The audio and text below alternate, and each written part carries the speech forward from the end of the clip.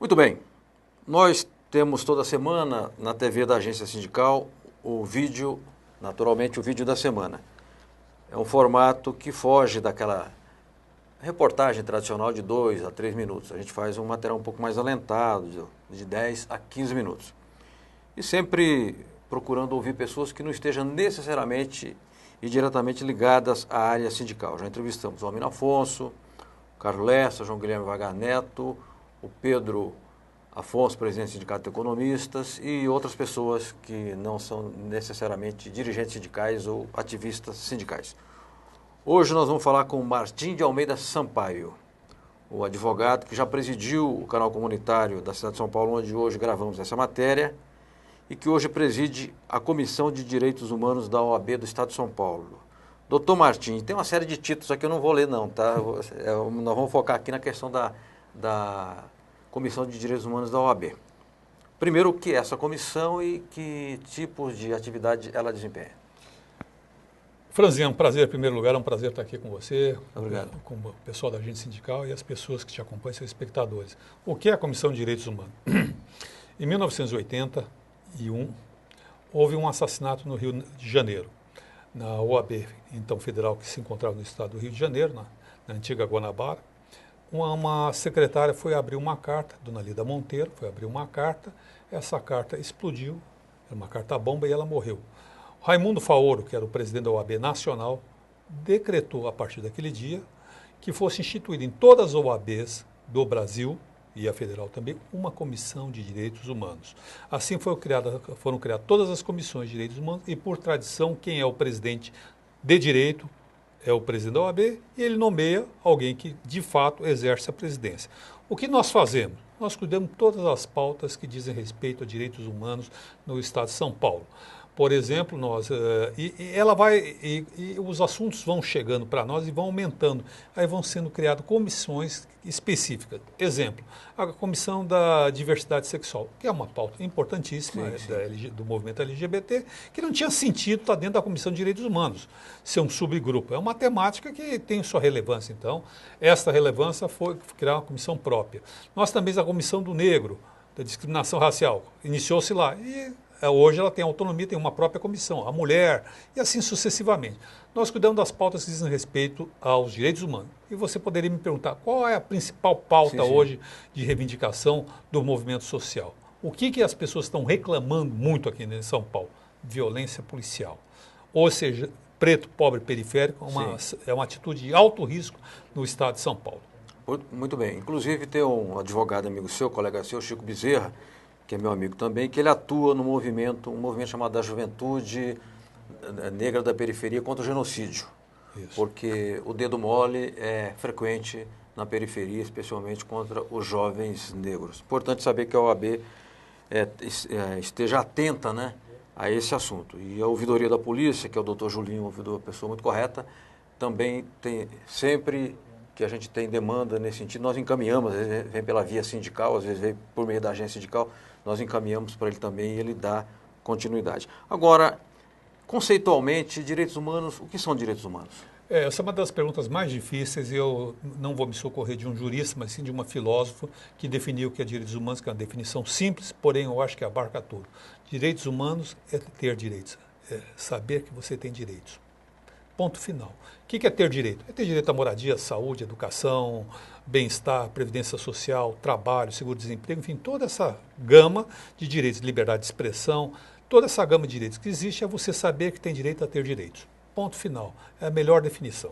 Perfeito. Eu conheci um advogado, jurista, homem de esquerda, doutor Aníbal Fernandes, que era muito brincalhão, né? O Aníbal fazia palestras... Morava na Pompeia. Muito divertidas as palestras do doutor Aníbal. E ele dizia o seguinte: os direitos são a propriedade do povo. Direitos são a propriedade do povo. Era uma frase lapidar dele. E nós estamos vivendo uma época, doutor Martim Sampaio, em que os direitos são muito atacados. Há um projeto político internacional de construção de hegemonia e que considera como fundamental derrubar direitos, quebrar direitos e conquistas. Em que medida essa ação contra a propriedade do povo, que são os seus direitos, constitui um atentado aos direitos humanos? Olha, você lembrou muito bem, primeiro, da figura humana, que é a doutora Aníbal Fernandes, que na advocacia foi uma figura marcante, sua trajetória foi dentro do Partido Comunista Brasileiro.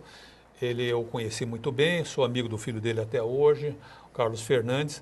E doutor Aníbal deixou uma marca indelével. E essa frase, eu não conhecia essa frase dele, mas eu vou trazer para mim, vou apropriar, já que é direitos humanos, direitos é propriedade do povo, então essa frase passa a ser propriedade também minha. Que bacana, que bacana. O povo vou começar a citar essa frase, que sempre é importante a gente pegar com pessoas como ele. Existe um ataque, até 1970, existiu o estado do bem-estar social. Ele passa a ser atacado a partir de 1970. Que era, digamos, a construção da social-democracia. Né? Construção da social-democracia. Com a queda do Muro de Berlim, e a gente ainda não resgatou essa história, isso está esquecido, mas é muito importante saber o seguinte: se hoje existe seguro-desemprego, se hoje existe uma série de conquistas de trabalhador, jornada de 8 horas, foi graças à União Soviética e aos países socialistas. Disso não tenho dúvida nenhuma. A gente precisa resgatar essa história. Hoje, com o fim do bloco socialista, o ataque à chamada globalização, o neoliberalismo, passou a atacar imensamente esse conjunto de direitos humanos, afastando o homem do centro para a periferia e trazendo para o centro o mercado, que é uma entidade que a gente nem sabe o que significa. Sim. E tudo se justifica em torno do mercado. Toda a construção, todo o discurso político está em torno do mercado. O que nós temos que fazer? É afastar o mercado para a periferia e eleger o homem como o centro, destinatário da norma, da conduta, do direito, que são propriedades, como disse o Aníbal Fernandes, de todo o povo. Perfeito. Doutor, eu atuo na área sindical já há muitos anos, né? Eu comecei em 79 e dedico todos os dias da minha vida, praticamente, né, a militância na área sindical, sobretudo a imprensa sindical. Eu me recordo que, isso também haverá de se lembrar, que durante o processo constituinte nós vivíamos um momento de ofensiva das forças progressistas e nós conseguimos avançar muito na Constituição, acho que é no capítulo de direitos sociais, a respeito de assegurar direitos trabalhistas, direitos que caminham digamos assim, na construção do trabalho decente, né? Paralelamente, os sindicatos avançaram nas suas convenções coletivas, reduzindo jornada, muitos reduziram antes mesmo da Constituição, agora ampliando a licença maternidade, por exemplo, tem muitas convenções coletivas que propiciam proteção à mãe adotante, também oferece garantias ao trabalhador que tem um filho portador de deficiência. Portanto, houve uma construção assim, mais ou menos humanitária, humanista, em termos desses direitos, desses avanços. Mas há um foco hoje, o senhor citou os direitos em geral, né, e até citou historicamente, né, nos anos 70, o estado de bem-estar social, mas há um foco hoje de ataque direto aos direitos trabalhistas. A CNI, que é a Confederação Nacional das Indústrias, tem 41 propostas de desmanche e de desmonte da CLT e de garantias, daquilo que garante um mínimo de condições de trabalho decente e dignidade para o trabalhador. Na Constituição está escrito, por exemplo, irredutibilidade de salário. E outra coisa, retenção de salário é crime. Nós não temos no nosso campo condições e força articulada para dizer, olha, quando atacam o teu salário, quando atacam a qualidade do teu emprego, é um atentado à dignidade humana. Queria saber como é que, se o senhor pensa assim, como é que a Comissão de Direitos Humanos da OAB entende esse tema? Olha, na verdade é o seguinte, em toda crise, sempre quem paga a crise é o povo, é o trabalhador. Através do confisco do seu salarial, o confisco do seu salário e o confisco dos seus direitos trabalhistas. Sempre é assim, historicamente tem sido assim, porque as pessoas são ricas, as elites, elas têm como se proteger contra as crises. O Brasil tem uma formação econômica bastante singular. 1% do Brasil, dos brasileiros, concentram 70% da renda nacional. É um absurdo. E o restante, os outros 30%, são divididos entre 204 milhões de pessoas. Nos demais países é justamente ao contrário. Esse 1% é concentrado, 1% concentra 30% e 70% concentra o resto. Aí você constrói uma classe média, você constrói um arcabouço social de proteção a essas pessoas. Bom, dito isso, é o seguinte, o retrocesso que se anuncia é muito grande. A investida contra os direitos trabalhistas está se anunciando cada vez mais. Há problemas complicadores como uma constituinte, mas nada como se convocar e, dependendo da correlação de força, se convoca a mesma nova Constituição para subtrair ao povo brasileiro as duras conquistas, como você bem lembrou, da Constituinte de 88. É passivo isso. Nós estamos muito preocupados. Nós estamos participando de muitos debates, fazendo muitas ações públicas no sentido de preservar e garantir os direitos sociais conquistados pelo povo brasileiro. Entendemos, a OAB entende que é necessária uma reforma política, que esse modelo que está aí não pode prosperar, não pode seguir, já se esgotou e um novo ciclo da política se abre. Mas é um ciclo político, mas não é punir a população subtraindo a ela seus direitos fundamentais. Isso a Ordem dos Advogados e o conjunto da sociedade não pode aceitar. Deixa eu pegar um tema atual, que é o documento Uma Ponte para o Futuro, que foi lançado, se não me engano, dia 29 de outubro do ano passado, com uma espécie assim, de sinalização de uma parte do PMDB, tentando passar a ideia de que o Michel Temer seria confiável ao mercado, esse ente abstrato a que o senhor se referiu agora há pouco, mas abstrato, porém poderoso, né? Sim. Ao ler o documento, não só eu, li, outras pessoas leram, mais qualificadas, e fizeram uma análise mais, digamos assim, profunda, se verificou que há ali um desenho preocupante para os trabalhadores, quando, por exemplo, acena com a prevalência do negociado sobre o legislado. Outra questão que chamou a atenção é a desvinculação de benefícios previdenciários do salário mínimo. Também, outro aspecto que é um aceno, mais que um aceno, uma promessa de venda de ativos do Estado. Ou seja, você teria um modelo, então, no projeto do Temer, de concentrador, porque na medida em que eu me aproprio de bens do Estado, eu estou enfraquecendo aquilo que é bem público, em tese é bem público, né? Na prática também é. E na medida em que eu flexibilizo e possibilito o arroxo, eu me aproprio da renda dos que trabalham, dos aposentados. Quero saber se o senhor leu esse documento, se tem uma avaliação dele, o que te parece? Eu li o documento. Confesso a você, com uma certa dificuldade, porque eu não sou economista. Então, existe uma série de argumentações no plano econômico que eu não tenho condições técnicas de refutar. Eu posso fazer uma abordagem como cidadão, como advogado, como cidadão. Me parece, feita essa consideração inicial, me parece, sim, que é um plano, um projeto de governo, aonde, mais uma vez, o que vai se privilegiar são as elites governantes desse país. Elites governantes é o poder econômico, esse ente abstrato que nós nos referimos, mercado, que não se define, mas que determina qual é a taxa de juros, quanto tal setor vai produzir, enfim, que no passado eram famílias, mas que no presente isso está espalhado pelo mundo nas agências de rating, resolve desclassificar um determinado país, leva aquele determinado país à bancarrota. Essas forças, hoje, elas se articulam dentro de um projeto maior, que é um projeto conservador para a sociedade.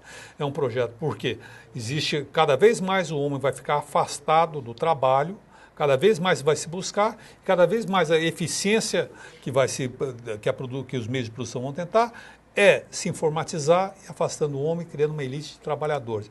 E a população vai sofrer isso, e não tenha dúvida disso. Então, o que nós temos que construir, isso é importante, é uma alternativa a esse sistema que está aí. Pensar uma alternativa a isso. Perfeito. Eu quero voltar aqui a focar com o doutor Martim de Almeida Sampaio, presidente da Comissão de Direitos Humanos da Ordem dos Advogados do Brasil, Estado de São Paulo, a questão dos direitos humanos. A bandeira dos direitos humanos é uma bandeira que deveria ser de toda a sociedade, mas ela é especialmente empunhada pela esquerda. Talvez por essa razão, por ter recebido o carimbo da esquerda, houve uma campanha sistemática de desmoralização da ideia de direitos humanos. É muito comum as pessoas mais simples entenderem direitos humanos como proteção a bandidos. Assim, esse povo de direitos humanos só protege o bandido que vai lá e mata, mas ninguém vai visitar a viúva, ninguém leva uma cesta básica a ela, ninguém vai ver como é que estão os filhos abandonados. Evidentemente que isso não é uma colocação isolada de um apresentador de TV, de um sujeito que tem uma popularidade muito grande, etc, etc. Isso é sistemático. Então, eu queria dizer, ainda no campo do conceito, como é que se enfrenta essa ideia de desmoralização do conceito de direitos humanos? Na verdade, os direitos humanos não são direitos humanos voltados aos bandidos, são direitos humanos voltados a toda a sociedade brasileira. É voltado ao policial, aquele inclusive que é violento, que reprime manifestações, ele também é destinatário da norma humanística. É voltado a você, a dona de casa, a mim, a todos, a você, a todos, sem exceção. É bom lembrar que essa temática de direitos humanos, você veja que contradição a gente vive absurda. Em 1978 veio em visita oficial ao Brasil o então presidente dos Estados Unidos, Jimmy Carter. Quem trouxe a bandeira, pois colocou na pauta do movimento contra a ditadura dos direitos humanos, foi o Jimmy Carter, que longe qualquer desconfiança que ele seja uma pessoa de esquerda. Ele não é, ele é uma pessoa dentro do panorama norte-americano, uma pessoa progressista. É correto. Sujeito correto. Sujeito correto, sem dúvida. Ele é um sujeito correto, mas é um conservador. Sim, sim. No nosso espectro, ele seria um social-democrata de direita, vamos dizer assim. Mas ele é uma pessoa correta, não estou querendo diminuir nem nada, mas estou dizendo, nos Estados Unidos existe a compreensão que os direitos humanos pertencem a toda a sociedade. Aqui no Brasil, por um conjunto de razões, construiu-se essa ideia errada que direitos humanos é voltado aos direitos das minorias que se encontram presos na cadeia, os criminosos infratores. Também é, sem dúvida. Agora, eu quero dizer o seguinte, não é você ser defensor de direitos humanos não significa que você precisa participar de uma entidade como a OAB ou como outra qualquer. Basta você defender os direitos humanos, se você vai à sua igreja e você participa da sua igreja, a igreja do seu bairro é uma defensora de direitos humanos. Ela está lutando pelos pobres, está dando um sopro, está fazendo qualquer pessoa que está promovendo o ser humano, organizado ou isoladamente, é um promotor de direitos humanos. Então, isso é uma mistificação que as elites nesse país buscam fazer, ou seja, jogar um contra os outros. As pessoas que lutam. E, historicamente, a bandeira dos direitos humanos caiu na mão das esquerdas, porque a esquerda foi o setor mais consequente que teve ao levar essa bandeira adiante. É só isso. Mas é universal, os direitos humanos são universais, interdependentes, interrelacionados. Pertence a toda a humanidade. Uma falta feita contra um habitante num país, na África do Sul, em qualquer lugar do mundo, diz respeito a você e a mim também. Perfeito. Há uma metáfora cristã, que é a da Arca de Noé, né? Eu sempre cito, às vezes eu vou falar para dirigentes sindicais ou para trabalhadores sobre comunicação e sobre ação coletiva, e eu digo, cito esse caso, embora eu seja agnóstico, né? Eu sou uma pessoa que não tem religião e não me preocupo também com essa questão de fé, então é uma questão pessoal, né? Mas eu digo assim, olha, eu pergunto, todo mundo aqui é cristão? Todo mundo levanta a mão. Todo mundo que conhece a história do Noé? Conhece, todo mundo responde que sim. Então vocês veem que havia uma arca e Deus colocou todos os bichos naquela arca e durante 40 dias e 40 noites todos tiveram que conviver harmonicamente. O que quer dizer? Quer dizer que a vida é uma travessia e que nessa travessia nós temos que conviver com todos os bichos, inclusive aqueles que aparentemente sejam nossos inimigos. Eu acho que isso é uma lição de tolerância. Eu estou dizendo isso porque defender os direitos humanos é defender especialmente a tolerância, né, doutor? Sem dúvida. Defender a tolerância, a convivência, os diferentes. Você aceitar que uma pessoa tem uma opinião diferente com você e não se socorrer, por exemplo, da violência para prevalecer seu argumento. É você aceitar a diversidade. Enfim, que o ser humano está aqui na Terra, seja lá por que religião você encara ou por que filosofia você veja isso, mas a missão dele é ser feliz. Você permitir que o outro e você mesmo sejam felizes e se importar com a sua vida. Ser solidário, amparar as pessoas que estão numa situação de vulnerabilidade, enfim, proteger. Agora, nós vivemos numa sociedade selvagem. Esse país é um país selvagem. Há 500 anos foram trazidos os primeiros habitantes aqui para o Brasil, os habitantes, os europeus trouxeram os negros que arrancaram da África e escravizaram no tronco. E foram 300 ou 400 anos de violência, de barbárie. E essa barbárie se repete até hoje. Você falava que tem um amigo advogado, relacionou o nome dele, Biratã, Birajara. Não, Chico Bezerra. Chico Bezerra, desculpe. Que ele é do movimento negros, da periferia, tudo mais. Contra o genocídio negro. Contra o genocídio. Eu conheço o movimento. São vários movimentos, não só esse. Enfim, ou seja, a violência de 300 anos atrás, de 400 anos atrás, se reproduz até hoje. Esta é uma sociedade extremamente violenta, a brasileira. A violência não é uma violência pública, é uma violência privada, do cidadão contra o cidadão.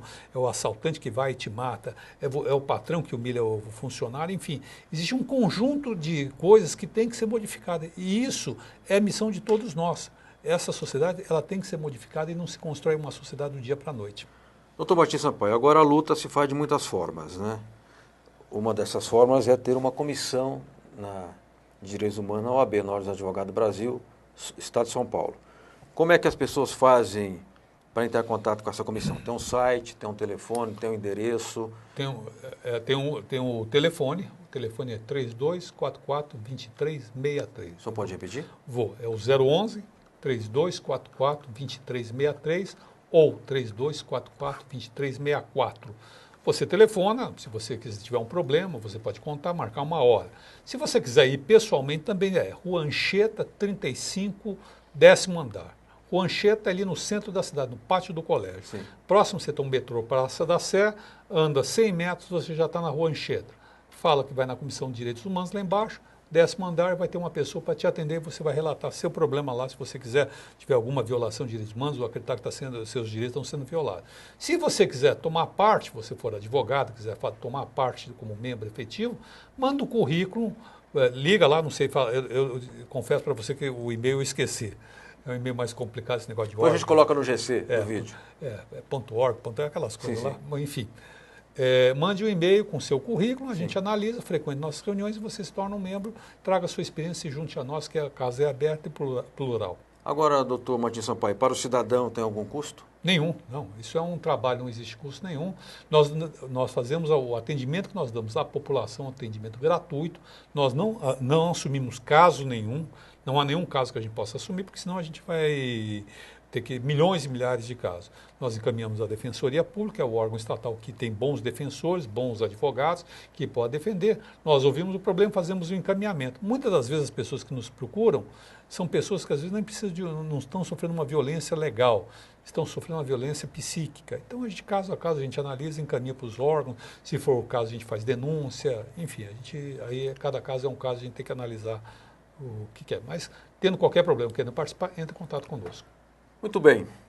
Eu quero agradecer muitíssimo o doutor Martim de Almeida Sampaio, aqui tem todos os títulos, é advogado internacionalista com mestrado e doutorado pela PUC São Paulo, professor de Direito Internacional na FMU, preside a Comissão de Direitos Humanos da OAB e presidiu aqui já a TV comunitária da cidade de São Paulo e no período em que ele aqui presidiu a casa, coincidiu com o tempo em que eu fazia o Câmara Aberta Sindical aqui e sempre fui tratado com muito respeito e muita gentileza pelo Martim Sampaio, que era de público agradecer. Imagina. E dizer que nós vamos massificar esse vídeo na internet pela qualidade do seu conteúdo, porque a luta pelos direitos humanos ela é cotidiana e independe de você ser um advogado, ter um número na OAB e usar uma gravata, os advogados de contrato, jornalistas que andam de qualquer jeito. Mas todos nós somos ativistas dos direitos humanos. Obrigado, doutor Martim, muitíssimo obrigado. Eu que agradeço a oportunidade, está de parabéns pelo seu trabalho, um trabalho que é identificado por todo mundo, um trabalho bastante profundo dentro do movimento sindical, uma grande contribuição que você tem dado ao povo brasileiro. Agradeço as palavras que foi dirigidas. Para mim, esse currículo aí é muito extenso, só pode dizer que eu sou advogado, já está bom, me identifico por isso. E a questão de usar gravata não é uma obrigação profissional que os tribunais assim exigem. Eu preferia estar assim vestido que nem você, mais à vontade. Mas, enfim, deixo aí meu abraço a você, a sua equipe, a todos aí que estão nos acompanhando nessa jornada. Obrigado, Enéas, obrigado, Fernando, obrigado, Roberto, a todos aqui da TV Comunitária, um forte abraço.